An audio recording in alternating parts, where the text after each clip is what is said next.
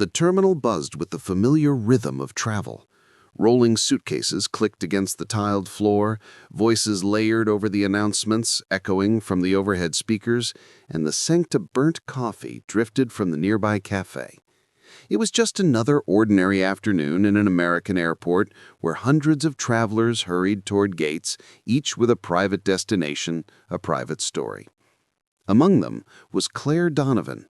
She moved quietly, without fanfare, dressed in dark, jeans, a simple gray hoodie, and sneakers that had seen better days. Her carry-on bag was practical, not stylish, and she carried herself with a certain relaxed poise, the kind of presence that didn't call attention, yet made her appear quietly assured. She had flown countless times, though most of her earlier flights were in very different aircraft, under circumstances far less predictable than a commercial trip across the country. Today, however, she was just another passenger heading home after a long week of training sessions and briefings in Washington, D.C. Claire scanned her boarding pass at the gate, offering the attendant a polite nod, and walked the jet bridge. The familiar metallic clunk underfoot brought her back to memories she usually kept tucked away. She shook them off with a steady breath and stepped onto the aircraft. The cabin was filling quickly, passengers fumbling with overhead bins, others already settled with books or neck pillows. Row 12 was midway down, an aisle seat. She slid in easily, tucking her bag beneath the seat in front of her and pulling out a pair of earbuds. Unlike many around her, she didn't scramble for space in the overhead bin. Years of travel taught her efficiency. Everything essential was within reach. She leaned back and exhaled. For once, she welcomed the anonymity of this flight. No responsibilities beyond sitting still for a few hours. No one here knew her past, nor the hours she had once logged in cockpits at 30,000 feet, scanning horizons in silence, listening to the chatter of radios. That was a different life, and on commercial flights, she was content to be a passenger, invisible in the crowd. Families bustled around her, children negotiating with parents over snacks and tablets. A man across the aisle tapped away at a laptop with the determined focus of someone racing a deadline. A college student near the window took selfies, sending them off before the plane left the ground. It was all so ordinary, so expected. The flight attendants moved through the cabin with practiced efficiency. Smiles, greetings, reminders to step aside for boarding passengers. Claire offered a small smile back when one of them checked her row. She noticed the subtle weariness in the attendant's eyes, a kind of fatigue that came from countless flights and long hours. Claire recognized it. She'd seen the same in her own reflection once, after days in the air without real rest. When the safety briefing began, Claire half listened. She knew every word by heart, even though she wasn't required to. Years ago, she'd been the one responsible for explaining procedures to others in far more dire settings than a cabin filled with holiday travelers. The click of the seatbelt echoed around her, and she tugged hers snug without thinking, a reflex ingrained after years of training. The engines whirred, a low vibration running through the cabin as the plane began to push back. Claire closed her eyes for a moment, listening to the change in pitch, the familiar escalation of power as the engines roared to life. To her, these sounds weren't background noise. They were information, telling her about thrust, balance, and the condition of the aircraft. Even now, as a civilian passenger, she couldn't quite shut off that part of her brain. But she reminded herself, not today. Today, she wasn't on duty. She was here to rest, to travel like anyone else.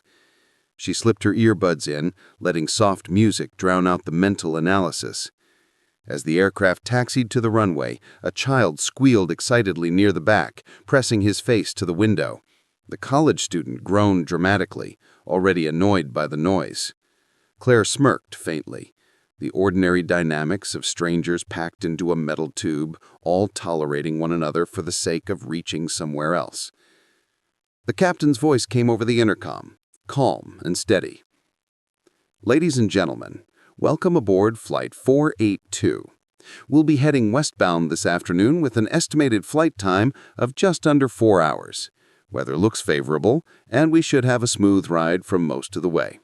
Please sit back, relax, and enjoy the flight." Claire felt the familiar push against her chest as the plane accelerated down the runway. The rumble intensified until the wheels left the ground. The cabin tilted slightly, and the force pressed her deeper into the seat as the buildings below shrank rapidly. She glanced sideways, watching buildings become specks, rivers turning into silver threads. The seatbelt sign remained on as the plane climbed. Passengers adjusted, some pulling out books, others already closing their eyes. The man across the aisle cursed quietly as turbulence caused him to misspell something on his screen. Claire tilted her head back and let the steady hum of the engine soothe her. By the time the seatbelt sign chimed off, she was already halfway asleep. The rhythm of flight had always lulled her. Even after years of training, missions, and tense operations, the act of being airborne, steady, constant, carried an odd comfort. She adjusted her hoodie, tugged the hood over her head, and allowed herself to drift. No one paid her any special attention. To the passengers around her, she was simply a tired traveler catching a nap mid-journey. Nothing about her suggested the hours of combat flight training, the maneuvers at high altitude, the night she spent guiding missions through storms. Here, she was just the woman in row 12, blending seamlessly into the fabric of anonymous travelers. For the next hour, the cabin carried the gentle rhythm of an ordinary flight. Attendants rolled carts down the aisles, offering drinks and snacks. Laughter bubbled from a group of college friends 2 rows back. A businesswoman flipped through slides on her tablet, whispering a presentation under her breath. Claire barely stirred. Her music shifted through playlists, but her breathing stayed steady, her body slack with the rare ease of someone finally off duty. She didn't notice the subtle tension building in the cockpit, or the flight attendants exchanging glances as they received updates through the intercom system. She was asleep, unaware that this ordinary flight was about to turn into anything but. The cabin lights had dimmed to a soft glow, creating an atmosphere of quiet routine. Most passengers had settled in, drinks resting on tray tables, magazines half open, earbuds tucked in, and blankets pulled up to shoulders. The flight had reached cruising altitude, and the earlier restlessness of takeoff had given way to the usual rhythm of air travel. Claire, still nestled in row 12, was in a light sleep. Her body leaned slightly toward the aisle, head tipped back against the seat. The low drone of the engines and her music, faint through earbuds, created a cocoon that sheltered her from the movement around her. She stirred once or twice when a flight attendant brushed by with the cart, but otherwise she remained undisturbed, as if insulated from the world. Then came the sound that woke her. Not turbulence, not the clatter of trays, but the sudden shift in the captain's voice. The intercom crackled to life, and the cabin quieted instinctively. Every passenger had learned, through hundreds of flights, or maybe only a few, that when the captain spoke mid-flight, it usually meant information, altitude, weather, or arrival updates. This time, however, the tone carried something different. "Ladies and gentlemen," the captain's voice was steady, but under the steadiness was an edge, something urgent, carefully restrained. "If there is a licensed pilot on board, please make yourself known to a member of the crew." A ripple of confusion spread through the rows. Passengers looked up from screens and books, exchanging startled glances. The words hung in the air, heavy, unnatural. A request like that was not part of routine announcements. In the row ahead of Claire, a woman frowned, whispering to her husband. Did he say a pilot? Why would he need that? Her voice trembled with curiosity that leaned toward fear. Across the aisle, the businessman with the laptop froze. Mid-keystroke. He looked around, scanning the cabin as though someone would suddenly stand up, hand raised like a student in class. The college student by the window tugged out an earbud, eyes wide. Children quieted as parents shushed them, their own attention captured by the intercom's message. A moment later, the captain repeated the call, this time shorter, clipped. If there are any licensed pilots on board, please ring your call button now. The flight attendants immediately shifted. Their calm but brisk movement betrayed urgency. One hurried to the front of the cabin, pressing a button near the galley phone. Another scanned the rows, eyes sharp, searching for anyone who might respond. Passengers watched them with growing unease. Claire stirred, fully awake now, blinking against the dim cabin lights. She pulled out an earbud, certain she'd missed, but the whispers around her confirmed it. A captain had asked for a pilot. Not a doctor, not a nurse, which was rare enough, but still understandable. A pilot? Her heartbeat quickened. She sat still, listening, her training instincts stirring in the background, even though she hadn't yet moved. Years of discipline had taught her to assess first, act second. The cabin, however, was buzzing with speculation. What does that mean? Is something wrong with the plane? A man in row 14 asked aloud. Maybe the captain's sick, someone replied, half joking, though their voice carried unease.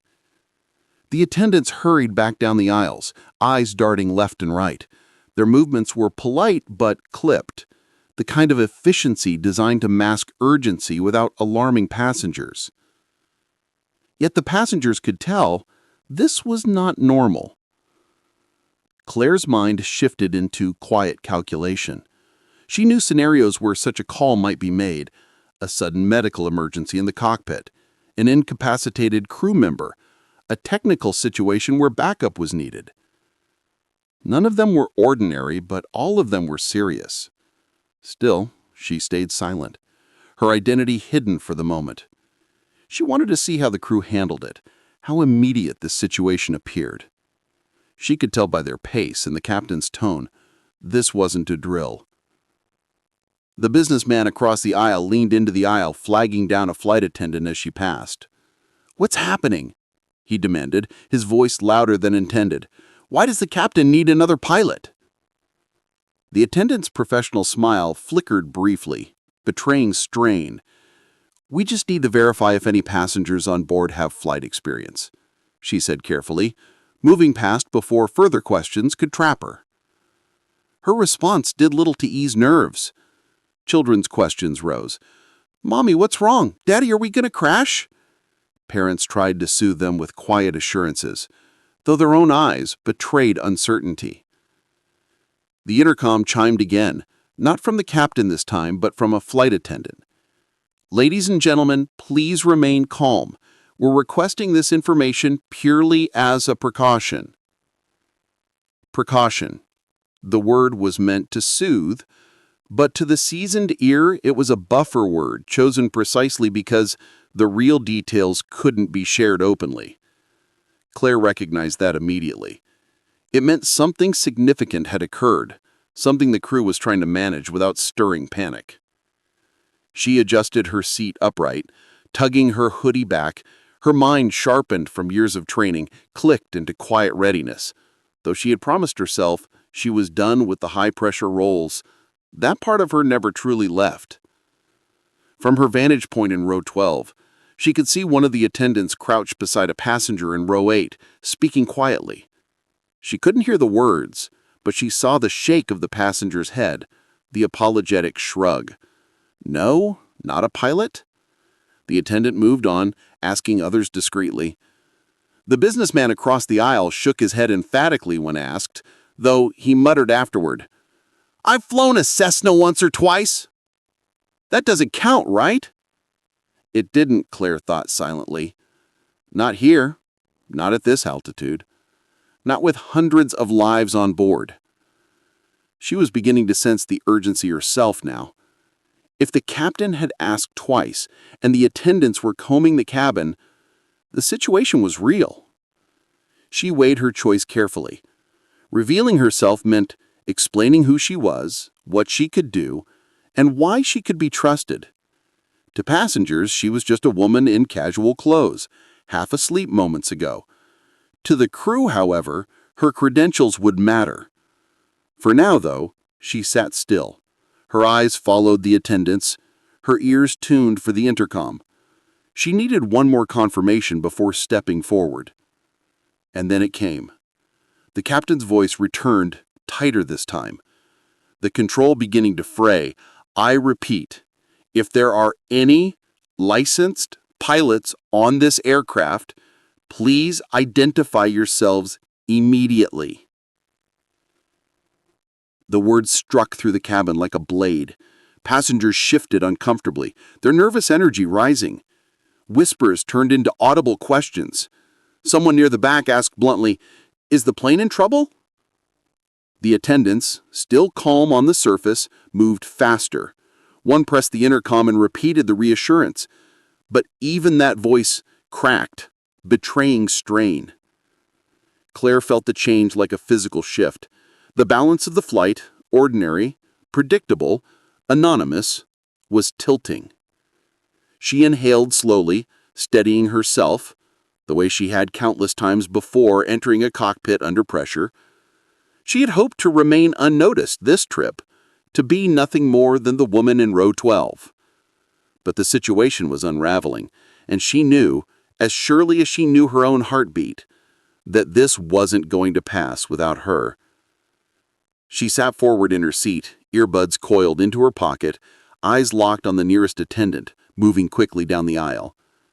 It was time to decide whether to stay hidden or stand up. The cabin was no longer an ordinary place of quiet travel. Attention hung over the rows like invisible smoke. The moment the captain repeated his plea for a licensed pilot, the passengers shifted from mild curiosity to open unease. Conversations grew louder, overlapping, each voice carrying fear disguised as speculation. What could be happening? A woman near the back asked her seatmate. Maybe the autopilot broke. That doesn't happen, does it? Planes don't just need other pilots. The more people speculated, the heavier the atmosphere became. Mothers hushed their children. Elderly couples clutched each other's hands. A teenager leaned over the aisle and whispered dramatically, "I think the captain's sick." The attendants worked quickly, moving with urgent politeness. They avoided giving specifics, instead repeating phrases like, "We're just confirming information," or "It's purely precautionary." But their tight smiles and hurried pace betrayed more than they realized. Claire saw through it instantly. Years of assessing people under stress had given her an eye for the small giveaways. The faint tremble in a hand, the clipped edge in a voice, the darting glances toward the cockpit. Claire sat up right now, fully awake, the music silent in her earbuds, though they still rested around her neck. She hadn't moved yet, but her thoughts raced with clarity. If the co-pilot had collapsed, it would explain everything. In military aviation, they had drilled for pilot incapacitation countless times. One pilot slumps over, the other has to take full control, often with no warning. In a two-person cockpit, losing one instantly doubled the burden. She imagined the captain, hands steady on the yoke, glancing sideways to see a co-pilot motionless. A cold rush went through her at the thought. Even with experience, that scenario could rattle the best of them. And on a commercial flight with nearly 200 lives in the cabin, the stakes were enormous. Row by row, the attendants asked. Some passengers laughed nervously and shook their heads. A few raised hands tentatively, admitting they had taken flying lessons years ago, only to withdraw when the attendant asked pointedly, "Do you hold a current license to operate commercial or military aircraft?"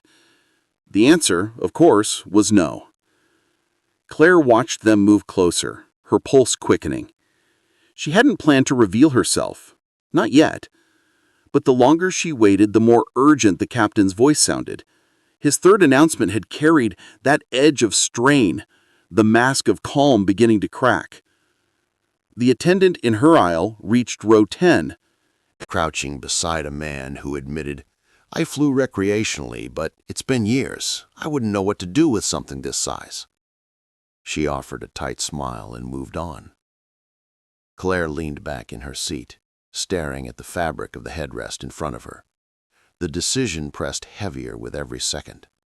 She could remain silent, let the crew scramble, hope the captain held on until landing, but the chances of that were slim if his plea for help was this desperate. She glanced sideways at the businessman, still tapping at his laptop nervously. He muttered to himself, "God, I hope someone says yes." Claire inhaled deeply. Her old commander's voice echoed in her head, a phrase drilled into her bones. "When you're the one who can act, you don't wait for someone else." The attendant reached her row. "Excuse me, ma'am," she asked gently. "Do you have any flight experience?" Claire looked up at her, meeting her eyes. For a split second she hesitated, the old instinct to remain anonymous, tugging her back. But she knew there was no time for that. She nodded slowly. "Yes," she said. Her voice was calm, but steady enough to be heard. "I do." The attendant blinked, clearly not expecting the answer. "Are you a licensed pilot?" she pressed. "I am," Claire replied. She straightened in her seat. "United States Air Force, 10 years flight experience, multiple aircraft types. I'm currently certified." The attendant's professional mask cracked for the briefest moment, relief flashing across her face before she recovered. She leaned closer, lowering her voice. "Please stay here a moment. I'll inform the captain immediately." As she hurried forward, Claire felt the eyes of those around her.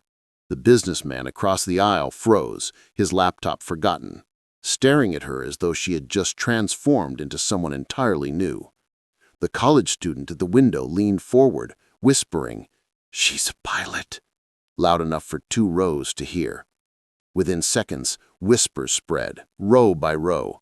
The news traveled, reshaped in each retelling. "She's military. She said she's certified. The woman in row 12's a pilot." Claire felt the weight of those eyes, but didn't flinch. She had been under scrutiny before, under far more dangerous circumstances. If anything, the murmurs only sharpened her focus. The intercom chimed again. "Cabin crew, please prepare for a briefing." The captain's voice was brisk, almost clipped. Moments later, the attendant returned, leaning down toward Claire. "The captain needs you in the cockpit immediately." Claire unbuckled her seatbelt in one smooth motion. She rose for row 12 with quiet decisiveness, pulling her hoodie tighter around her shoulders. Passengers watched as she stepped into the aisle, a mix of hope and disbelief on their faces. As she followed the attendant toward the cockpit, Claire's thoughts steadied. The old rhythm returned, the mental shift into mission mode. Assess, plan, act. The uncertainty in the cabin faded from her awareness. Ahead was the cockpit, and with it the reality of whatever situation awaited her. She didn't know what condition the co-pilot was in, or what technical issues the captain was facing, but she knew this. She had the skills to help, and right now, that was what mattered. The cockpit door loomed closer, guarded by another attendant who gave her a quick once-over before stepping aside. Claire nodded once, her jaw set, her mind already preparing for the unknown. Behind her, the passengers whispered, their voices a mixture of fear and awe. To them, she was no longer just the woman in row 12. She was the answer to the captain's desperate call. And as the door closed behind her, the weight of 200 lives pressed onto her shoulders. She was no longer a passenger. She was a pilot again. The cockpit door shut behind her with a firm click, sealing Claire into a world far removed from the quiet anonymity of row 12. For passengers, that door symbolized mystery, safety, and authority. For Claire, it was like stepping back into a life she thought she had put away. The cockpit smelled of warm electronics and recycled air, familiar in a way that sent a shiver of recognition through her. Instrument panels glowed softly, blinking in green and amber. The captain sat in his seat, shoulders tense, one hand gripping the yoke with white-knuckled intensity. His eyes darted to her, wide with relief and strain. Beside him, the co-pilot slumped, motionless, head tilted against the headrest, an oxygen mask pressed loosely to his face. His chest rose and fell unevenly, alive, but in no condition to fly. "Thank God," the captain breathed. His voice carried exhaustion, as if he had been holding his breath for too long. "They said you're certified?" "Yes," Claire replied firmly, sliding into the vacant right-hand seat. Her voice was calm, but her pulse hammered with adrenaline. "United States Air Force, F-16s, C-130s, and several hours logged on civilian sims. I can help." The captain exhaled sharply, the faintest crack of relief breaking his tension. "Co-pilot collapsed 20 minutes ago, likely cardiac. I've been managing alone, but with this weather system ahead and a medical emergency on board, I can't juggle both." Claire's eyes flicked to the instruments. Altitude steady, autopilot engaged, but crosswinds ahead were already causing subtle deviations. Her hands itched to move across the controls, to reassert precision. She forced herself to pause, to gather the full picture. "Has medical been called for him?" she asked, glancing at the co-pilot. "Yes, flight attendants are tending, but he's out for now. We need to divert." Claire nodded. "Agreed. What's your nearest alternate?" The captain rattled off the details, and without hesitation, Claire took the radio. "Center, this is Flight 482. We are declaring an onboard medical emergency. Request immediate vectors to alternate." Her voice was steady, precise, the voice of someone who had done this before, countless times, though never on this exact kind of stage.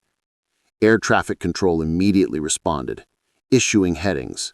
Claire's fingers moved across the panel with muscle memory that returned like a tide, flipping switches, confirming settings. The captain glanced at her, his shoulders easing fractionally as he realized he no longer bore the burden alone. "You weren't listed as crew," he said, almost conversational in his shock, even as he focused on descent prep. "I wasn't," she answered simply, adjusting a dial. "Row 12. Wasn't planning to fly today." The captain let out a short, almost disbelieving laugh. "Hell of a day to change your mind." For the first time, Claire allowed herself the smallest smile. But behind it, she felt the weight of the truth. She hadn't told him everything. Not about why she left the Air Force. Not about the accident that haunted her. Not about the nights when she'd sworn she'd never set foot in a cockpit again. Those were parts of her identity she kept hidden, folded neatly away like uniforms in a trunk. To the world outside, she was simply Clare Donovan, trainer and consultant.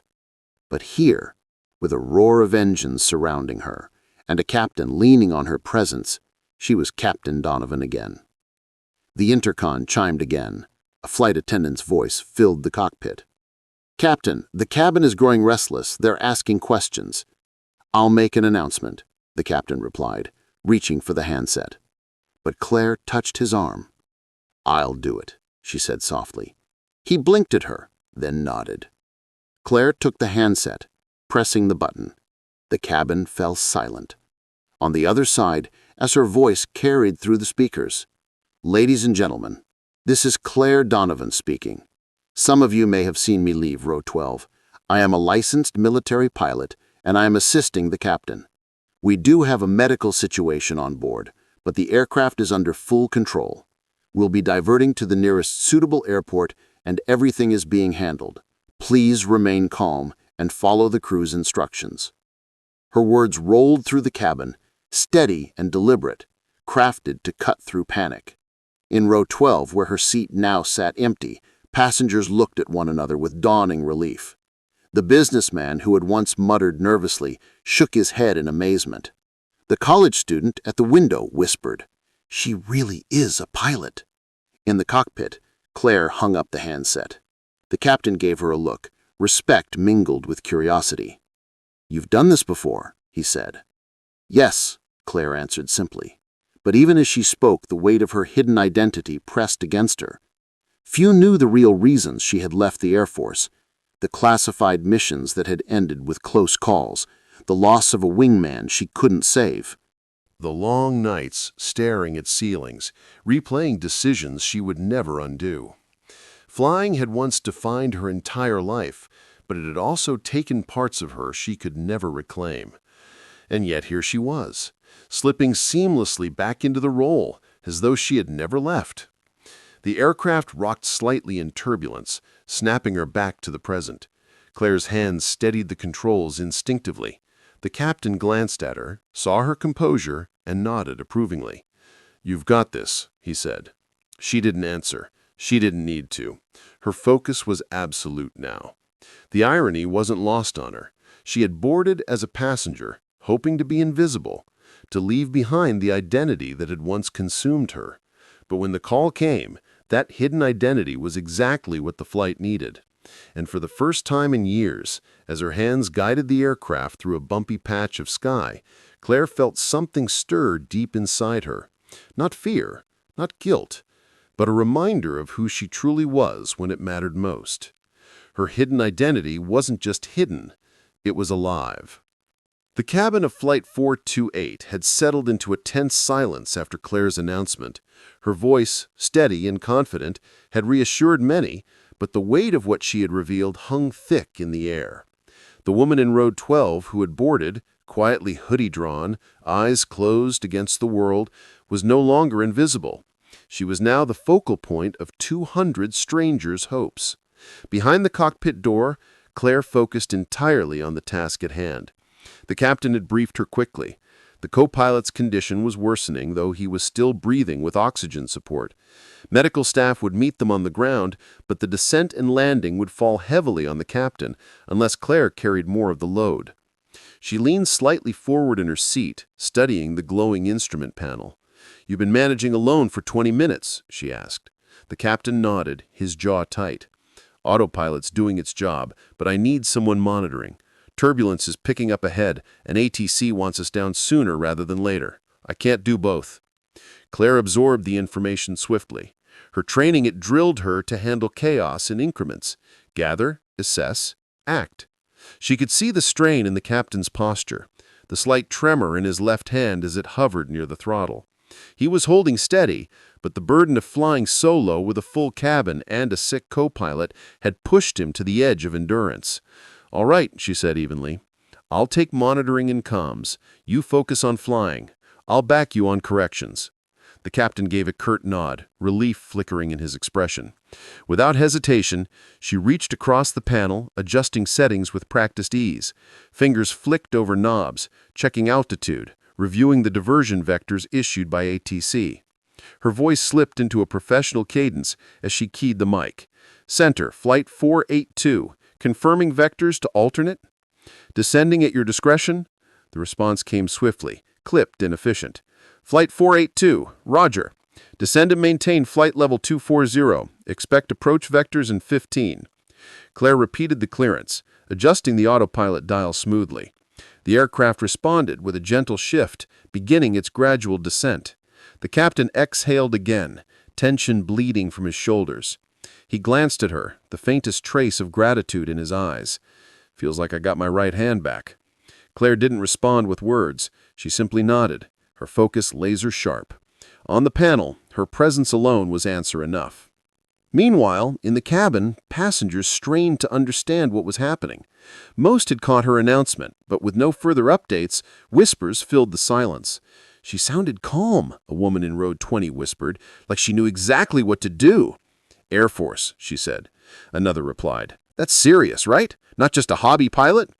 The businessman across from row 12 leaned back in his seat, staring at the cockpit door with an expression that hovered between disbelief and admiration.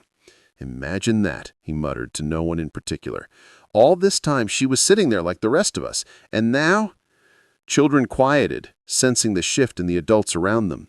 Even those who didn't fully understand could feel the atmosphere had changed.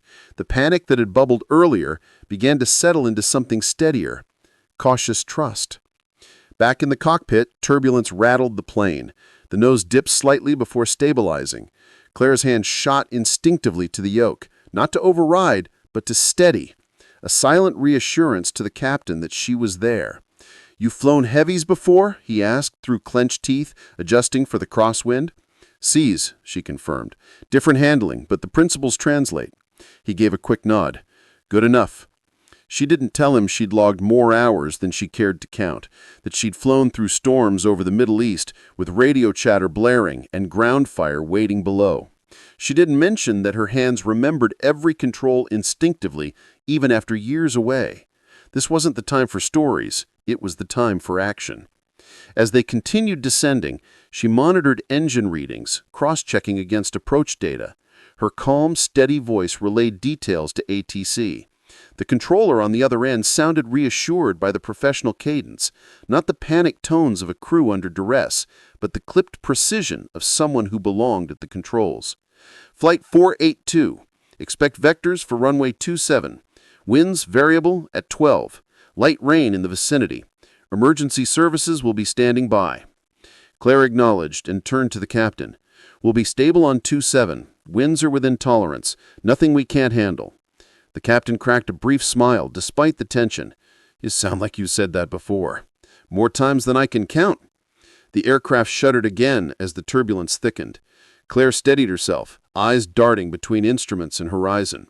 Her mind worked like a machine, cataloging each data point, each flicker of light. She wasn't just assisting. She was re-inhabiting the identity she had buried, the one she had promised herself she wouldn't need again. But the moment demanded it. Outside the cockpit, the world continued unaware. Families waiting at the arrival gate, airport staff preparing for routine landings. None of them knew that inside the descending jet, a woman who had boarded as an anonymous passenger was now sharing command of the flight. In the cabin, the flight attendants moved quietly, securing carts, calming passengers. One of them paused near row 12, staring at the empty seat with a kind of reverence. She whispered to a colleague, "She's up there right now. Can you believe that?" Passengers overheard and exchanged glances. Whispers turned to murmurs, and murmurs to quiet admiration. Some smiled faintly. Others simply sat back, grateful. The fear hadn't disappeared, but it had shifted. Where panic had once grown, there was now trust in the stranger who had stepped forward. In the cockpit, the captain adjusted heading slightly. His breathing was steadier now, his focus sharper. Claire could see how her presence had lifted the crushing weight from him. He was still flying, but he was no longer alone. She glanced at him, her tone professional yet steady. "I'll handle the approach callouts. You keep your hands on the bird. I'll back you on corrections." "Copy that," he said, with the ease of a man finally supported. And so they worked, a seamless rhythm as though they had flown together for years. Callouts, corrections, acknowledgments. Claire's voice filled the cockpit with calm authority, each word reminding the captain that he was not carrying this burden alone. Her step forward had changed everything. For the passengers, it meant reassurance. For the crew, it meant balance restored. For the captain, it meant survival of a situation that had been tipping toward disaster. And for Claire, it meant confronting the identity she thought she had left behind forever. She had boarded the plane to be no one, to disappear into the rows like any other traveler. But fate had asked her to step forward, and when it did, she realized that no matter how far she tried to run from the skies, they would always find her. The woman in row 12 was gone. In her place sat Captain Clare Donovan, pilot once again. The descent into the storm was more than physical. It was emotional, layered with memory, fear, and responsibility. Claire had stepped forward into the cockpit, not just as a passenger, Helper, but as someone returning to a world she thought she'd closed forever. Now, as rain streaked across the windshield and turbulence jostled the aircraft, she felt the familiar weight of command settling onto her shoulders. Heavy, but not unwelcome. The cockpit was a symphony of sound and light. Engines humming, autopilot chimes pinging, the steady murmur of air traffic control feeding updates through the headset. Claire adjusted her earpiece, her eyes flicking across the instrument panel. Numbers, dials, gauges, the language she knew better than her own handwriting. "Speed steady, at 2550, she reported. Her tone was clipped, professional. "Roger," the captain replied, hands steady on the yoke. He looked more composed now, his earlier desperation tempered by the knowledge that someone capable sat beside him. "You've got a good scan," he added. Claire's lips pressed into the faintest smile. A few times. Outside, lightning flickered in the distance, illuminating the dark underbelly of the clouds. The aircraft shuddered again, jolting several hundred feet before the autopilot compensated. Claire steadied her breathing, letting the rhythm of her training take over. "You ever flown commercial heavies before?" the captain asked suddenly, perhaps as much to steady his own nerves as to fill the silence. C-130s mostly, different mission profile but comparable systems. "And fighters," he gave a low whistle. "Fighters! You're overqualified for this seat." Then she allowed herself a short laugh. "It's been a while." "What?" She didn't say the last time she'd sat in a cockpit like this. It hadn't ended cleanly. She remembered alarms screaming in her headset, the sky spinning as she wrestled control from an ailing system, the gut-punch realization that her wingman wasn't answering. That was the night she told herself she was done. No more risks, no more lives hanging on her decisions. And yet, here she was. The intercom buzzed, and a flight attendant's voice broke into the cockpit. "Captain, passengers are asking for updates. Should we say anything more?" The captain hesitated, eyes flicking to Claire. She nodded once. "I'll take it." He handed her the handset, and Claire pressed the button. "Ladies and gentlemen, this is Clare Donovan again. We are descending now toward our alternate airport.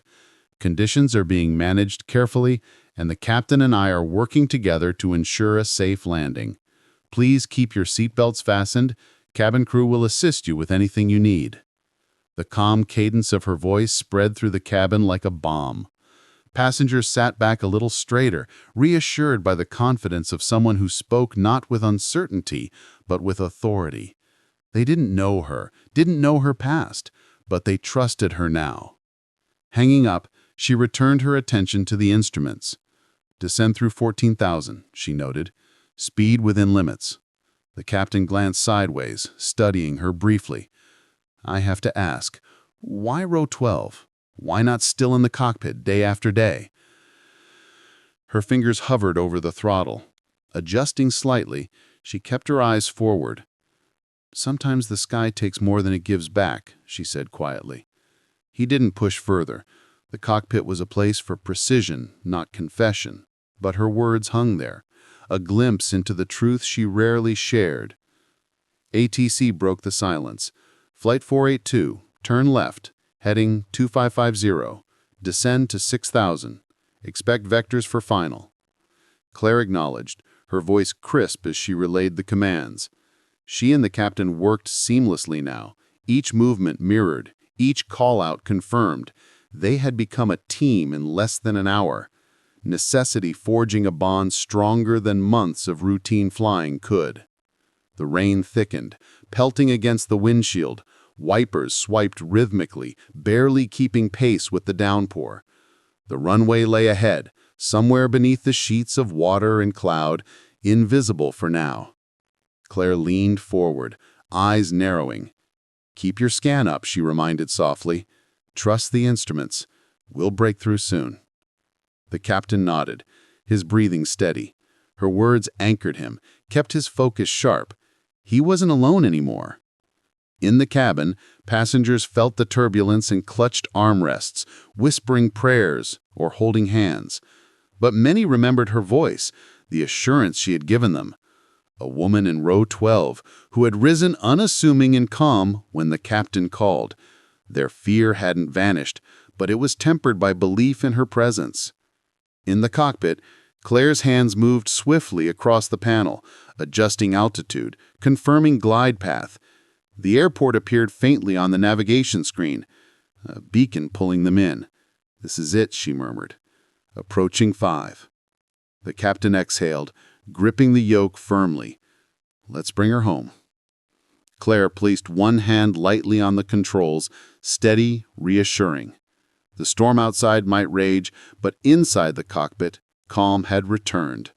She had entered not as a passenger, but as a pilot, and though the years had tried to bury that part of her, the skies had claimed her once again. The descent steepened, the runway waited, And Clare Donovan, once hidden in row 12, now sat exactly where she belonged. The storm did not relent. Sheets of rain slashed across the windshield like 1,000 silver threads, and the aircraft trembled in the grip of turbulent air. Clare Donovan sat firmly in the right seat, headset snug, voice steady as she coordinated with air traffic control. The captain handled the yoke, his knuckles white, but Claire's presence steadied him. Together they had shifted from strangers to co-pilots, bound by necessity. Flight 482. Turn right, heading 240. Descend to 3000, cleared for ILS approach runway 36. The controller's voice crackled. Claire responded instantly, her tone crisp. 240, 3000, cleared ILS 36, Flight 482. She adjusted the autopilot settings, her fingers moving with practiced ease. The captain risked a glance at her. A calm in her voice was contagious. "You've done this 1,000 times, haven't you?" "More than that," she said softly, scanning the instruments. "But it never feels routine." Lightning split the clouds, illuminating the cockpit in stark white. The plane jolted downward, a pocket of air dropping them hundreds of feet in seconds. Gasps echoed faintly from the cabin behind them, but Claire kept her eyes locked on the artificial horizon. "Correcting," she said, her hands steady on the throttle. "Back on glide slope. Hold her here." The captain obeyed, adjusting trim, following her cues. His nerves still twitched, but her confidence gave him something to anchor to. Inside the cabin, fear simmered. Passengers clutched armrests, whispered prayers, or sat rigid with eyes closed. The story had spread. The woman for row 12, the one who had stood when no one else did, was in the cockpit now. Even without knowing the details, they felt the shift. Courage often flowed on seeing, but it radiated when needed most. Claire's voice came again, calm over the intercom. "Ladies and gentlemen, we are on final approach. Conditions are challenging." Everything is under control. Please remain seated with your seatbelts fastened. We'll be on the ground shortly. The tone of her voice carried what the words could not: confidence. It washed through the cabin like a quiet promise, and people breathed easier. Back in the cockpit, the ground approached on radar, though the runway was still hidden in a wall of rain. Claire adjusted flaps incrementally, her movements fluid. "Flaps 15, no 25, she instructed. The captain executed without hesitation. The aircraft responded sluggishly, buff by crosswinds. Claire's eyes flicked between the glide slope indicator and the altimeter.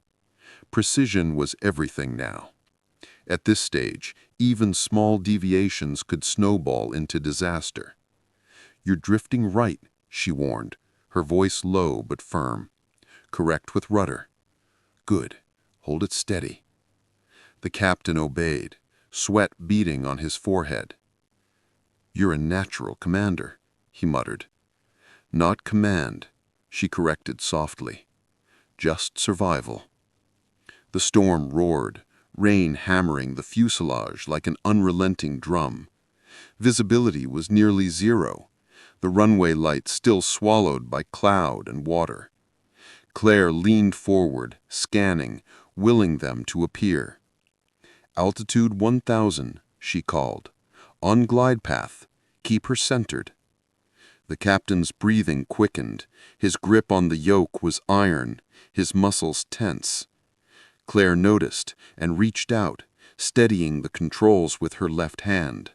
Her touch was light but grounding. "Breathe," she reminded him. "Let the plane fly. Don't fight her too much." He exhaled, shoulders loosening slightly. The aircraft responded better when guided, not forced. Claire's words, drawn from thousands of flight hours, cut through the storm louder than the thunder. 500, she said. "Still on slope. Trust your instruments.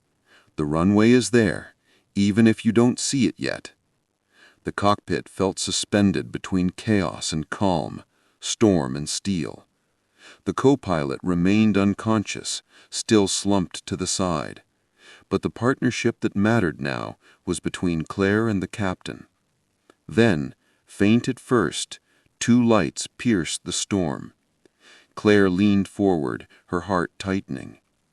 "Runway in sight," she confirmed, her voice sharp with relief. "Continue." The captain's eyes flicked up, locking onto the faint glowing lines. The runway stretched ahead, blurred but real. Clare called the remaining descent. 300, flaps full, speed steady. Keep her aligned. Winds buffeted them, trying to shove the plane sideways. The nose drifted, and alarms threatened to sound, but Clare's hand shot to the rudder pedals, correcting. "Don't chase it," she ordered. "Small inputs. That's it. Good." The ground rushed closer, rain still lashing. Passengers clung tighter to seats, unaware of the minute battles fought in the cockpit every second. 100, she called. Her voice was clear, unwavering. "Keep it steady. You've got this." The captain swallowed hard. You've got this," she repeated firmly, cutting through his doubt. Her eyes never left the runway. 50 feet.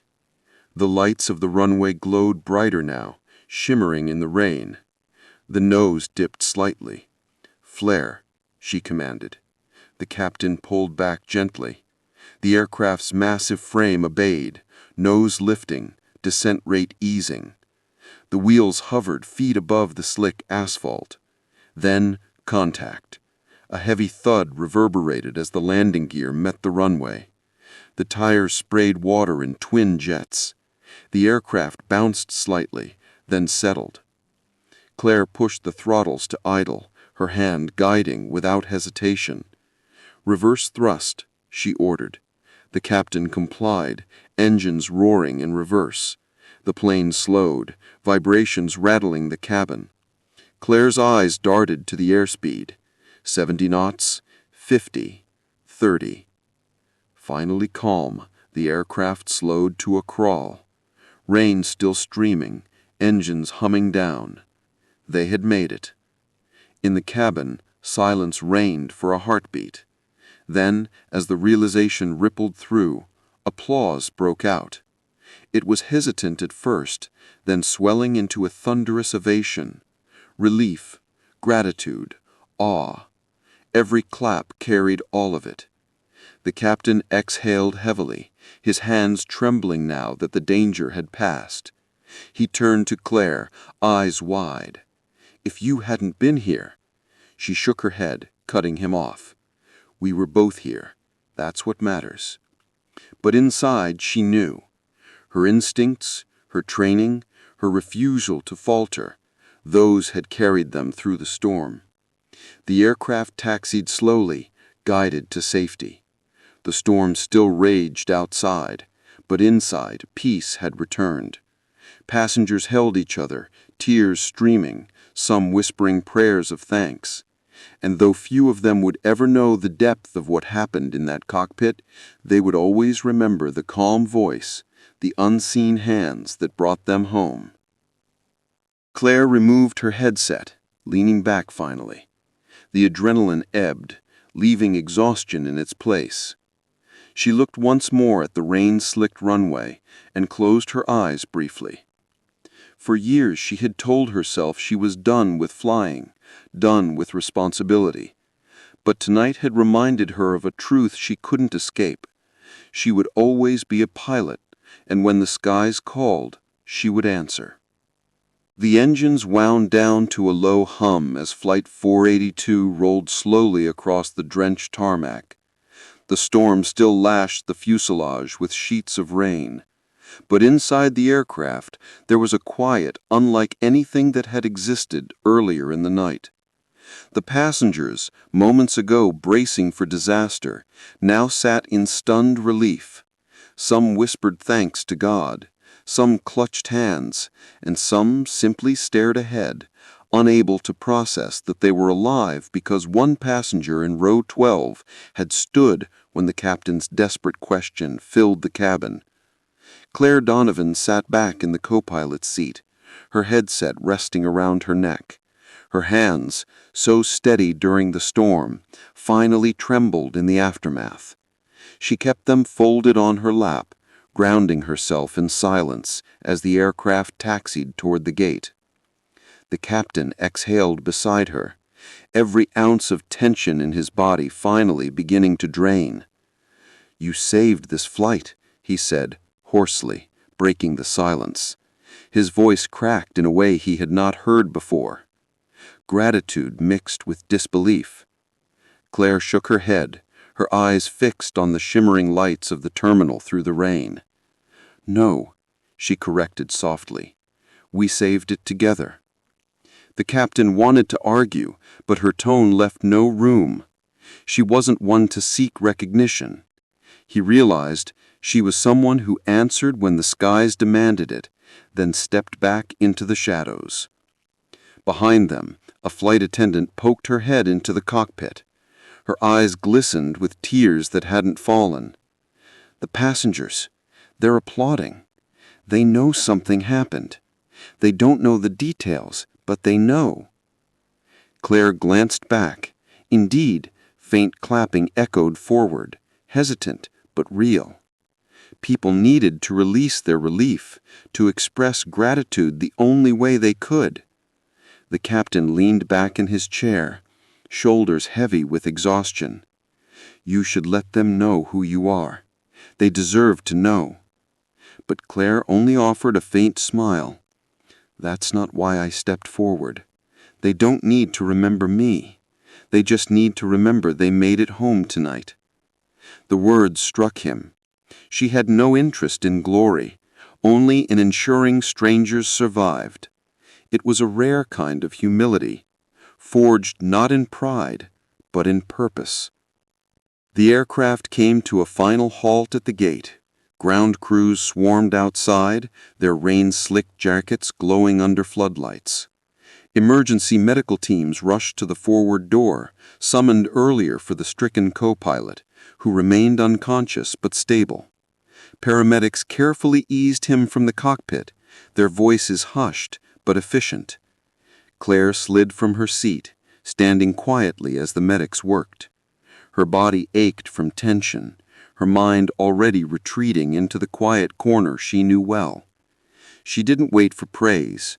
Instead, she slipped her jacket back over her shoulders, as if preparing to blend, once more, into anonymity. The captain noticed. "You're just going to walk out?" he asked, incredulous. She gave him a steady look. "That's what passengers do." And with that, she stepped into the aisle. Passengers craned their necks as she appeared, but she kept her gaze forward, her pace steady. 8 stood awkwardly, then clapped. Soon others joined until the narrow cabin filled with applause once more, louder this time, genuine and overwhelming. Tears streaked faces. Strangers smiled through exhaustion, and the sound followed Claire down the aisle like a wave of reverence. She felt every clap, every thankful gaze, yet she did not bask in it. She only nodded politely, a faint smile on her lips, her humility unbroken. For her, the storm was over. Her duty had ended the moment the wheels touched the ground. As she reached the forward galley, the lead flight attendant touched her arm. "Ma'am," she said softly, her eyes shining, "I've worked 100 flights, but I'll never forget this one. Thank you." Claire squeezed her hand gently. "Take care of them. That's what matters." The door opened, rain-scented air rushing in. Passengers slowly filed out, some lingering to give her nods or quiet thanks. She accepted them all, but never let it turn into ceremony. Her heart was too heavy with memory for that. Outside, the storm began to break, clouds parting to reveal faint slivers of stars. Claire stepped onto the jet bridge, the fluorescent lights casting long shadows. The terminal ahead buzzed with anxious waiting families and airport staff, yet she walked as though she were any other traveler, anonymous, unremarkable. The captain caught up behind her, his voice firm now. "Claire, I don't know if I'll ever see you again, but I'll never forget tonight." She turned, beating his eyes with quiet sincerity. "You don't need to remember me." Just remember what you're capable of when it matters most." With that, she slipped into the terminal crowd. To most, she was simply a passenger disembarking, late at night, hair damp from the storm, bags slung over her shoulder. Few would guess she had guided a commercial jet through chaos, that hundreds of lives owed their safety to her calm hands and steel will. But for those who knew, the captain, the crew, and a handful of observant passengers, her presence would be a story carried for years, told in hushed tones at family tables, shared in airport lounges, passed on as legend. She was asleep in row 12 when the captain asked if any pilots were on board, and she stood. Claire left the terminal without fanfare, the applause fading behind her. Outside, the air was cool and sharp, washed clean by the storm. She inhaled deeply, the smell of wet concrete grounding her. A line of taxis idled, drivers watching for fares, but she chose to walk instead, her boots splashing in shallow puddles. Every step away from the airport was a return to normalcy, or at least her version of it. She was not seeking recognition, nor headlines, nor the gratitude of strangers. What she carried with her was quieter, deeper, the knowledge that when fate demanded it, she had answered. And though the storm had passed, Claire knew storms would always come, in skies, in lives, in the unexpected hours when courage was tested. She did not fear them because she was, and would always be, a pilot. And when the call came, she would rise from row 12 again.